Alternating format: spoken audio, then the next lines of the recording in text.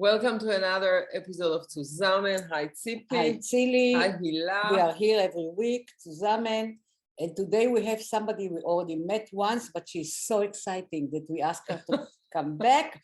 And Tzili will introduce Hila, the CEO of the Foundation of Tel Aviv, Dr. Hila Oren. Hey, Hila. Hi, Hila. Hi, Tzili. Hi, Tzipi. Hi, Zuzamen. I've been waiting for this meeting for so long. Thank you. Here we are. Hila, you just got back from Canada. What did you learn? Well, to come back from Canada, the issue is not Canada. The issue is, as you asked, what do you learn from them? And since we all know the climate in Canada is, how would we say, challenging, not when you come in the summer, of course, but at winter time. So before anything, I learned about public space because this is where my passion is, this is where my interest. I went all over to look at what they're doing. In Toronto, they have a beautiful new initiative called the Bentway. It's just under the railroad, not actually railroad, the highway. It is opened to art initiatives. It is just next to the Fort York, which is where the city is built. And that takes me to what I believe so much. Before anything, when you go to a city, ask the history, ask the story. What is the DNA of that place? Just like the DNA of Tel Aviv is very specific, when you come to Toronto, the DNA is different. And actually, I was also in Winnipeg, and the DNA of that city is even more interesting, because if you may, Tzili, in Winnipeg, it sits just on the fork between two rivers. And those two rivers are where the indigenous, what we used to call the Indians, but they are the minority, and they are the natives that were born there. They used to come there when the rivers went down and the area was not flooded, and talk about things and mediate and bridge for peace on any issue that was there. Now, coming to Winnipeg on 2022, looking at the Tolerance Museum architectured by Frank Gehry, and understanding that they chose to put this museum right at that place on the fork when indigenous people started meeting. The story of that takes you to think about my values. But they also tell you the part of the story how this community disappeared because of them? They did not tell it enough. And this is something that is missing there. And this is something the Canadian nation is starting to talk about, to reflect, to challenge, to whatever. It's way, way far from where they should be. You know, Tzili, that I spent a lot of time in New Zealand, and all the time when I was there in Winnipeg, I thought, oh, this is so much like Christchurch. But the thing is that the New Zealanders deal with their Maoris natives differently and with much more respect than the Canadians. Coming back to us as Israelis, and how do we react to our Palestinians is another question. Mm-hmm. So if you ask me, coming back from Canada, what did I learn? First of all, I looked, I observed, and I asked myself a lot of questions, a little bit of analyzing. I don't have yet all the answers, but it's there. It's so you're talking about, for example, how Tel Aviv can better integrate or share reality with the Israeli Arabs, let's say, of Jaffa? I'm not yet going into what you're saying. Your question is a conclusion. I'm still in the first stage of understanding the connection between climate, physical place,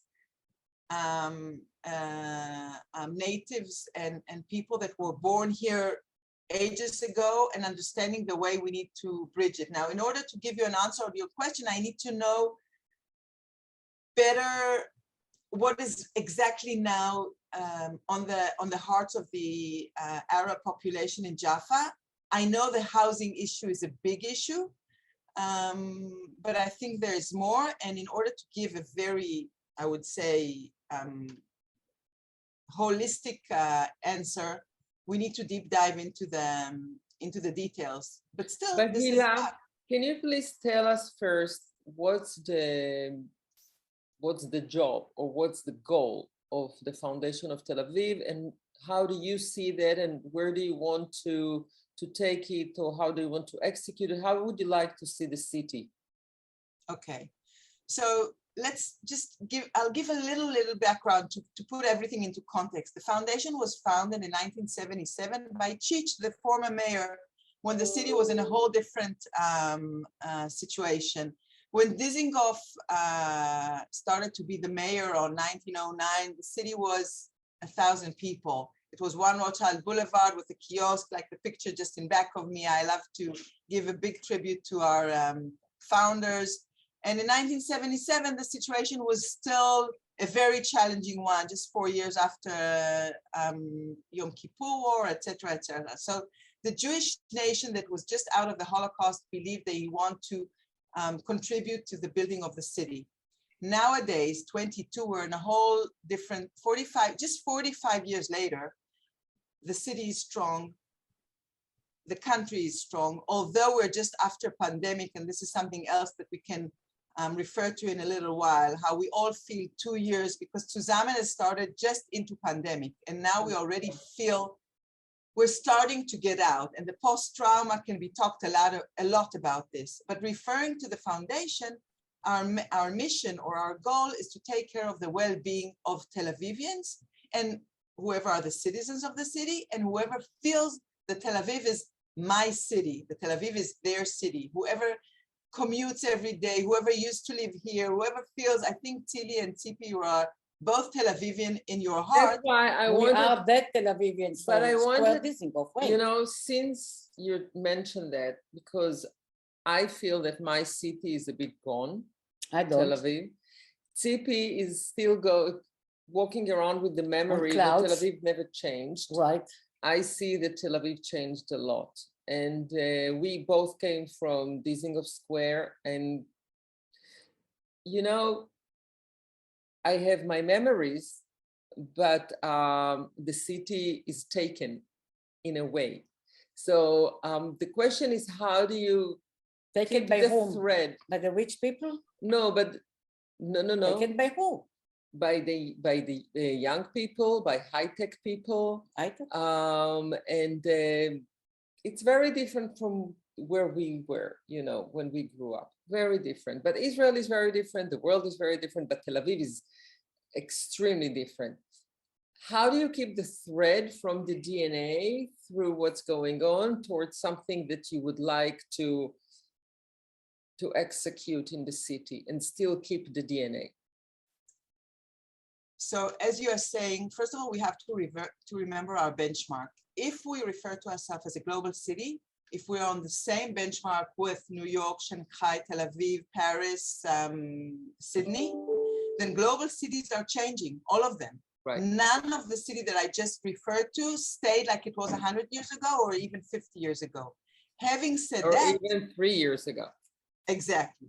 Having said that, our mission as the Tel Aviv Foundation is to make sure that, first of all, we keep that DNA, as you referred, as a lighthouse of Israel to the world, right, but also for the communities that are in need. And the communities in need are changing over times, because asylum seekers is an issue of the last 10 to 20 years. Another community that is in need is the artist. After the pandemic, the artists all at once needed our help and needed our support. They never needed our support as a person. Of course, the organizations need it, but not as people. So little business needed our help. Of course, people from Arab. So this, in the last 3 years, this is something that the foundation tried to support through the Mayor's Fund. You asked me what is the role of the foundation now? So I started elaborating that the city is strong, economy is strong, but still the city is in need, any global city. We're actually building the new Tel Aviv Museum. The city did not have a city museum until now about history, so this is a new thing. to renovate the big synagogue in Allenby. It's a very important thing. To support the velodrome, to build Suzanne Dalal on the second floor, Right. to make so many programs. Dalal is the Dance center. center for the dancing. Exactly, which was needed to be renovated and build a second floor. Numerous projects, you can all see them through our website, whether they are there already or needs to have reconstruction or programs. Now, three things very important to say about that. First is 50% of the donations are by Israelis. This is a new change. I'm very proud of it. And when I go overseas to Canada or to the States or to England or to Australia, we're actually bringing people to partner with us, but Tel Avivians finally took responsibility Which is for the right themselves. way to do. Exactly. So this is very important for the foundation. So first thing is 50% from Israelis. Second is the city always supports 50% of the whole program. And third thing is we moved from buildings to programs. That means if before we brought a lot of donations to build buildings, now we feel that our mission is to bring more and more programs. Food security, asylum seeker support, summer camps now that are very much in need, a whole program for loneliness, for elderly loneliness, so many things that are really in the need. This is where our focus is now. And I feel that the COVID in a way did good to the foundation, because some donors that were strong got stronger and understood that this is the opportunity to give gifts. How do you choose your projects?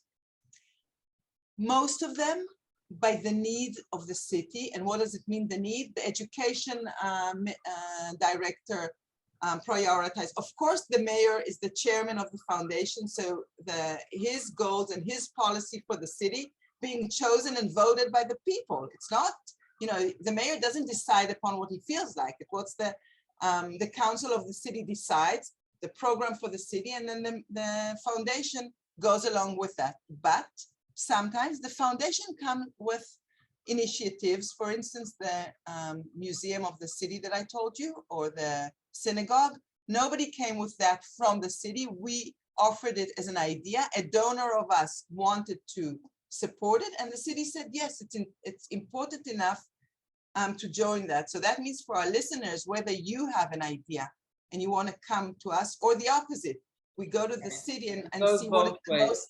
Exactly. Where do you see the city in 10 years? So my passion as a city maker is public space. I think we talked about it a little bit about 2 years ago when the COVID just started. I remember Tzipi asking me, Tzili asking me, Tzipi asking me, what do you think will happen with New York? How will the public space where will cities go? Because the cities were empty. If you remember, March, April, May, June, cities were empty. And at the time, and now of course I'm more confident because I see it happen, I believed all the time very strongly in the power of cities. Cities are like organisms. They, you can refer to their place and space, just like a home, where the Rabin Square is like the saloon. You have the beach, it's like your porch. You have where the restaurants is where your kitchen is. You can refer to the city as different place of a very big home. But it's upon us city makers and city servants to make sure that the city adjusts to its residents and to its commuters every time by the difference. And that can always happen in the public space. And when I talk about public space, just think of it as an equalizer. Just like around the globe, you have an equalizer. Some people live upstairs in their beautiful porches and rooftops. Some people, unfortunately, live downstairs, very, very down in their cellars, but where they all can meet in the streets, in the gardens. And it's upon us to make sure that the streets and the gardens are very, very functional. Now, when you stroll around, still our gardens are beautiful, but they don't have enough shade and they are not functional enough. You don't have enough seats. You don't have enough tables. Once you sit there, you never have a place to connect with your computer. You don't have enough light on top, Wi-Fi, restrooms. It's upon us at the foundation now to make sure that we have like little saloons and little offices all in the public space. So whoever wants to come out of his apartment and is not privileged enough can feel very secure and happy and get the opportunity to meet people, not just to stroll. When you go in the streets, you see people. It doesn't matter. It doesn't mean that you already meet them. Once you sit down, you plug your computer, you start talking to somebody else, then you already start to meet someone. And those meetings that some of them will be coincidental, but some will be really prepared. If you'll have an app that you know that you can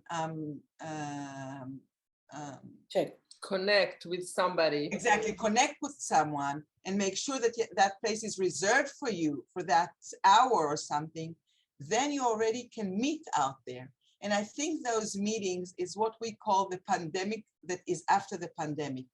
The loneliness of people at all ages, whether they're young or they're old, is now very, very present. Right. And we have to make sure that this loneliness will be avoided by these meetings. Now, when I went to Canada, over there, you really felt people don't go out yet. Some of my meetings and offices were the first time people came to their office. In Tel Aviv, we don't feel it because we're already out there. But in Canada, it's still there. And I see it, you know, I feel it in my body.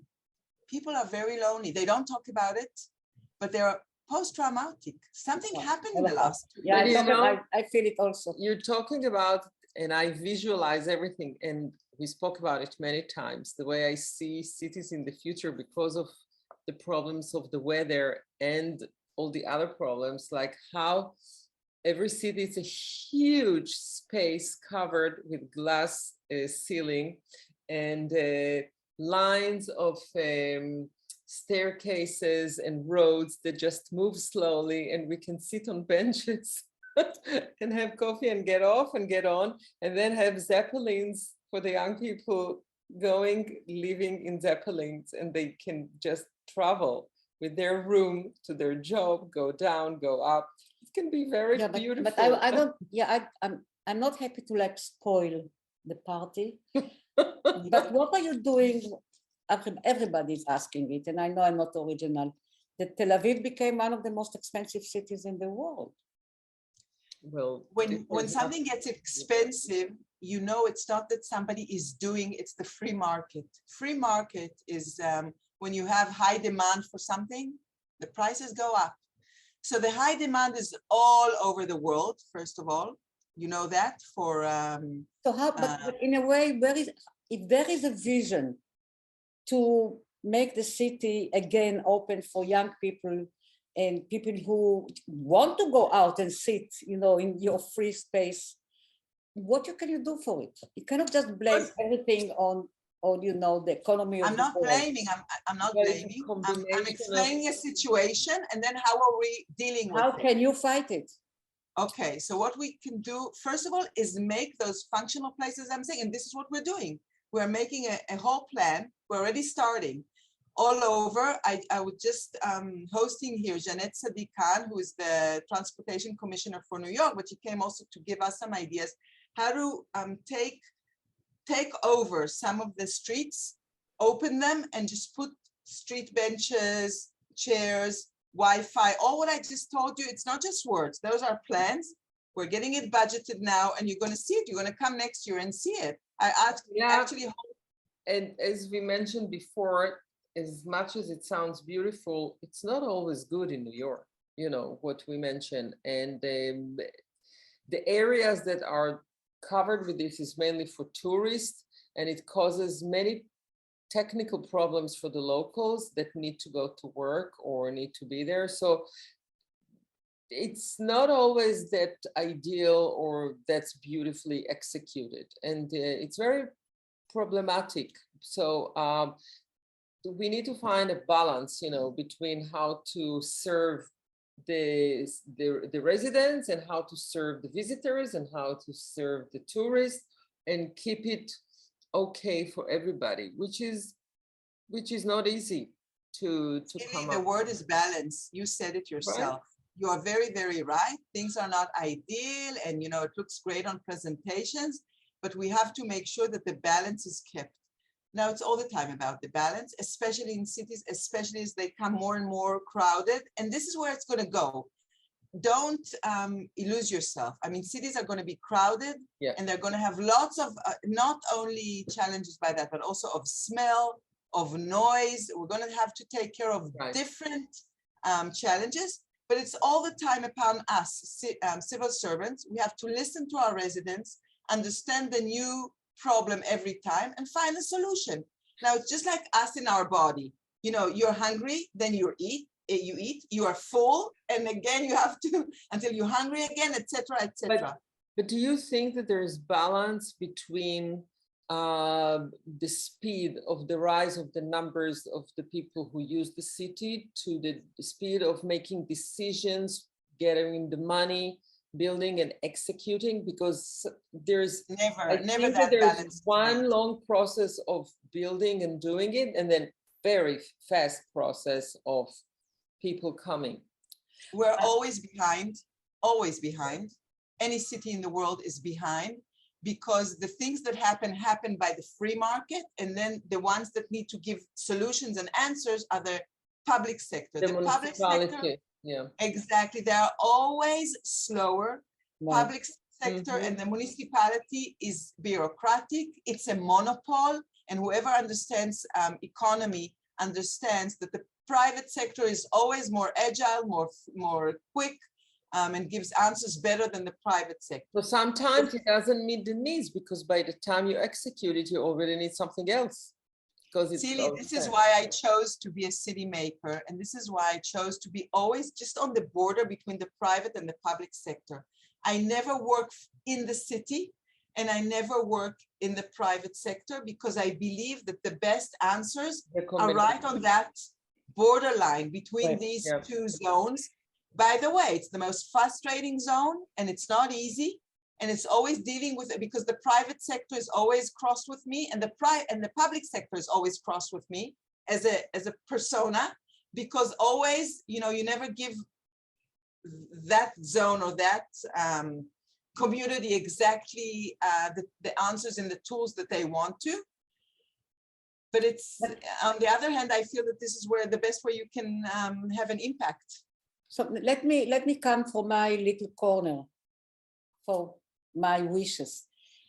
We have I wonder if it's possible that you will also initiate in the public space places where Israeli movies will be shown, especially those who are not, you know, the big commercial films that we know that they come to the cinema, but the little high quality, who tell small stories. Maybe you can use the public, because we have such nice weather most of the year, so people can just come and watch an Israeli movie. I'm sure we can do that. This is one of the most easiest thing. The only thing that needs here is a little budget, but I'm sure we can also. Sorry? It's not so little. Compared to the other. Compare exactly. You don't have to build, you know, something. It's at the end of the day, it's only a screen. Exactly, it's a screen and some seats. It's about using places that are already there, even just outside the Cinematheque in Tel Aviv. There's a beautiful square there. Yes, exactly. So we need to find a partner, an Israeli partner or an American or Canadian partner, that this is where his passion or her passion is. They want this specific project to happen, and it will happen. See, Tzipi, you probably know Little Island in New York. You have movies out there and you have shows out there, and the most beautiful. And this was also given by a. But to speak about Suzanne Dalal, you know, if you can have a space. You can do it on the roof. Yeah, but you can also take out Suzanne Dalal to the different public spaces. People can watch. Suzanne Dalal is already. They're doing it. Suzanne Dalal is doing it mostly on the focus of dancing, because this is where they feel their passion is. So you can come that Thursday afternoon and you see dancing in the public space. No. You speak about folk dance, Israeli folk dance. Yeah, of course. In Gordon Street. No, not folk dancing, not folk dancing. No, modern art. Modern art. Oh, really? Okay. Yes, yes. They call it. It's a special project of modern art dancing out there in the pavilion, whatever, in the square. Okay. That's But wonderful. always needs to be done more. For instance, in front of Habima, there's music shows, because you can hear the music. Habima is the National Theater. National Theater and the Philharmonic, the National main hall. So you have a big space outside that you can. You also have a big space outside the opera and the Camry. They do things all the time. Right. So I invite you, if you're in Tel Aviv this weekend, there's a festival of New Orleans of jazz music, and there's the public space there is going to be for 3 days full with jazz and music for free. Exactly, this is what we do. Oh, that's wonderful. You mean the one outside the opera? Yes. Yeah. But these are, I don't want to take credit for that. These are like things that happen once a month. What I'm talking about is making the public space functional and being used every day, not only on special occasions and special festivals. How do you, I don't know even what I'm looking for so much, but for example, I don't know who's responsible, but never mind who's responsible. But what was done now with Square Dizengoff, the fact that you brought back almost the past, it's a bit maybe more sophisticated or something, but it has the same feel of the Tel Aviv that we grew up. So the question in most of your programs, you're trying to maintain the values that we grew up in Tel Aviv. That's the combination of the DNA from the beginning to the future.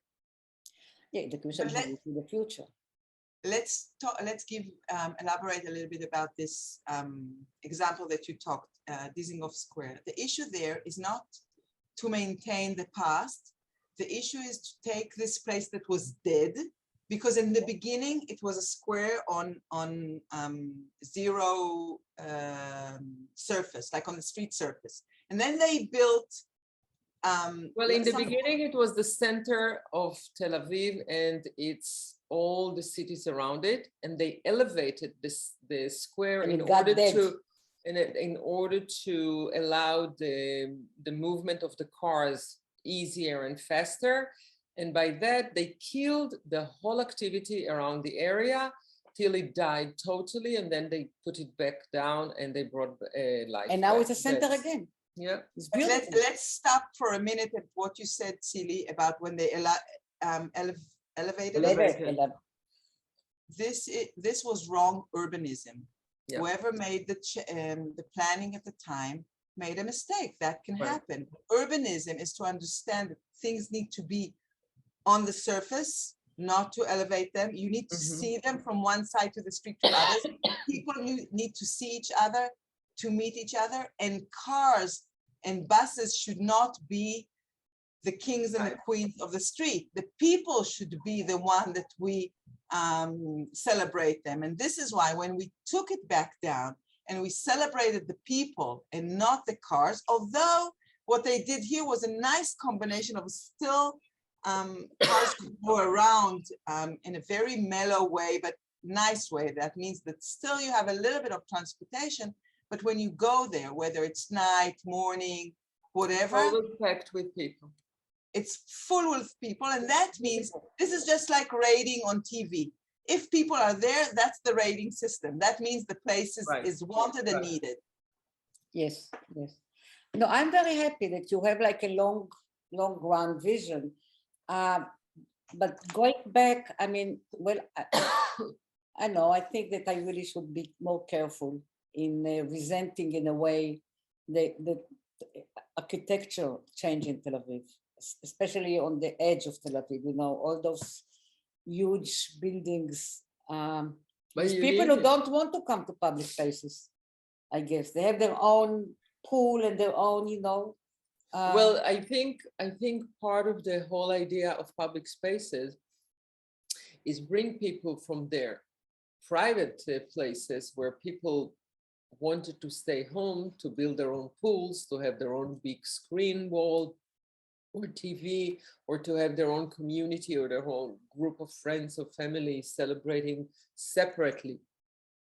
I think it's coming back now, and I think more young people want to be outside more than hiding out there. So why do you say Tel Aviv is not your Tel Aviv anymore?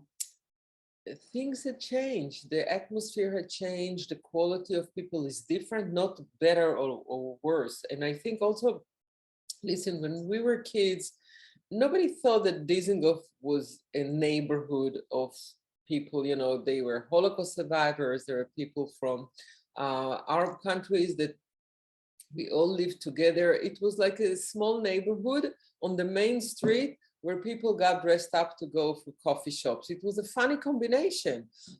Things changed. People left, people passed away, younger people came in. And cannot really stay. Some can stay, some cannot. Some go crazy in order to stay. Right. The essence of the city, the way we knew it, is gone. You feel it? Oh, you're not from Tel Aviv.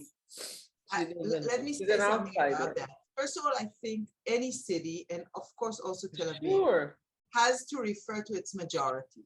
Yeah. Sometimes there is a small community that feels either disconnected or have their own pools or their own resources, but still the majority needs the public space. Public spaces, yeah. Absolutely. And when I talk about it, allow me to take another step and not only refer to public spaces, the infrastructure, but the values of it. The value of social responsibility, the values of equality, the values of being of one part of one community. Now, if I feel that the city has changed, of course, the grandparents of my mother, I always say, are buried in Tel, exactly. So my grandmother was at Dizengoff's kindergarten. She was her ganenet. Wow. Whatever, their teacher. Okay, so of course things have changed, but I think things have changed in any city, and to expect them not to change. The way I refer to it is very nostalgic and sentimental way. The way you refer to it, because you see what's going on and you refer to this and you serve that, which is a very different story. So from my personal point of view, I understand. I miss it. It's not there. On the other hand, thank God you can change and develop, and you try to bring it to the best place and to the best level. That's it. So I must admit that I'm still, as long as you don't cut the ficus trees, I mean it. If you don't cut the ficus tree, I think it's my Tel Aviv. We will not cut it because it's a reserve. They are reserved trees. They're protected. They're protected. Exactly, they're protected, and we won't cut them. Look, we referred to it before. I think the public sector is always a little bit slower than the private sector. So there will always be tension. We will never be perfect. It's not our beautiful little apartment that we can fix, or our office, or our beautiful house that we can fix it, you know, to be state of the art.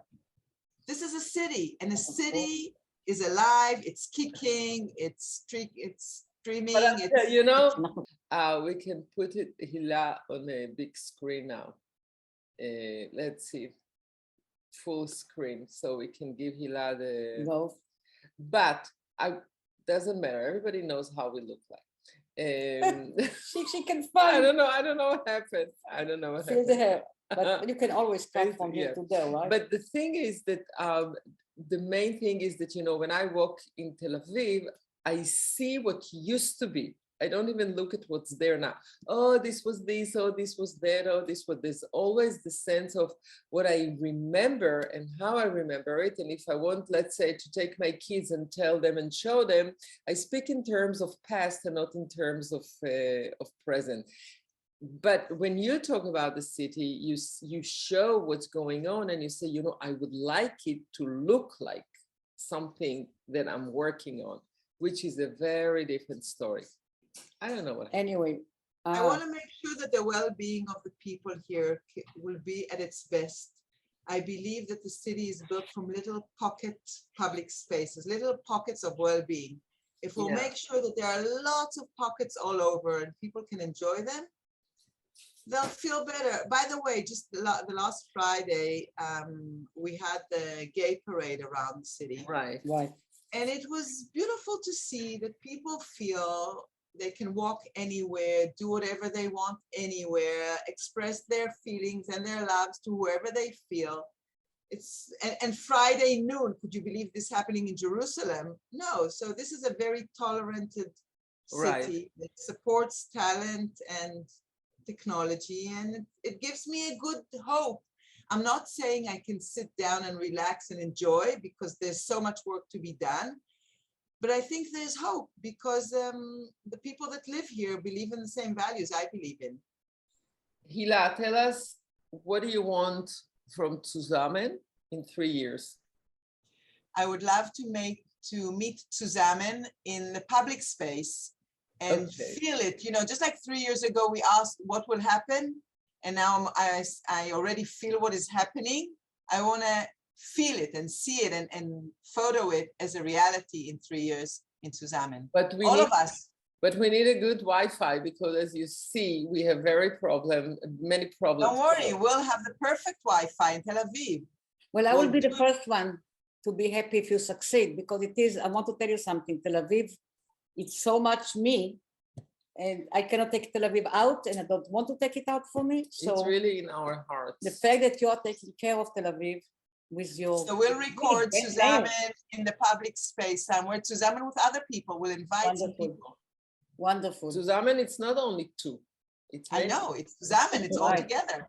So Tzili, thank you so much. Thank you, Hila. And thank you, Hila. Tzipi. And thank you, everybody who Thank came. you, everybody. See you next week. Bye, Booby. Kisses. Bye-bye. Bye-bye.